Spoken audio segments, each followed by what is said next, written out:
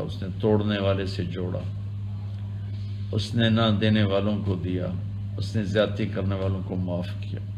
یہ اس کی ایسی عالی شان صفت تھی.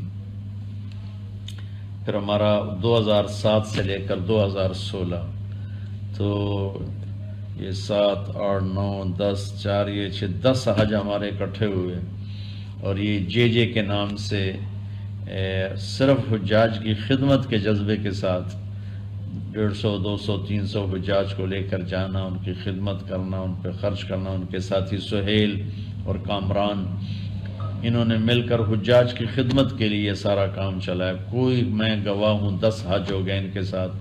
کوئی کاروباری لالچ نہیں، کوئی حجاج سے کمائی نہیں، بلکہ اپنے پلے سے یہ لگاتے رہے. مولانا طارق جمیل نے مزید کہا کہ یہ دنیا تو عارضی ہے، سب نے ایک دن دنیا سے جانا ہے.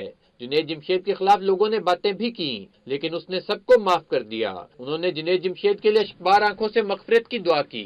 اے ہمارے رب، تیرا بندہ تیری راہوں میں چلتا چلتا تیرے پیغام کو سنتا، تیرے نبی کے نغمے گاتا، تیری توحید کی سنتا تیرے پاس پہنچ کے اسے معاف فرما.